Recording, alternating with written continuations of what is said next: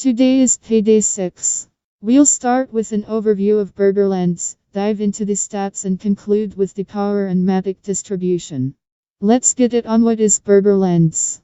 Let's take a look at BurgerLands first. As the kingdoms know, we are trying to leave open spots on our highest level lands in order for our awesome monster nodes to spawn, making the most use of our developed lands. If you are unsure about placement, please do ask on Discord.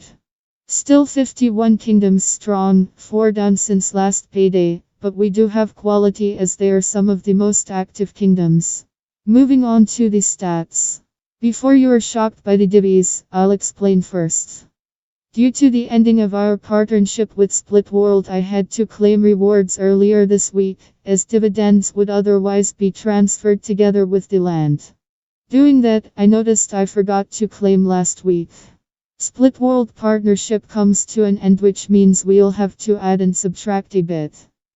Below the claim I did earlier this week, of which 22.3485 DAI was from last payout, leaving us with DAI up till 2020 10.06.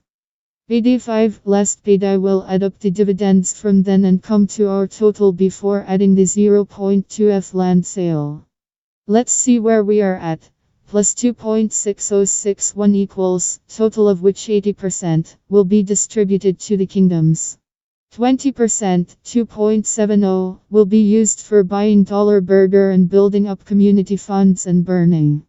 More on that in the pub, proof of burger burning, on the dollar burger blog at the end of each month. A 2.6061 DAI dividend since the 6th of October, a bit shabby if you ask me. A total of over 14 days means we averaged about 0.96 DAI daily, below the 1 DAI a day threshold we usually look at.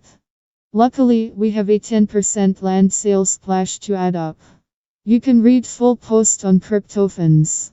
News, link available in text below.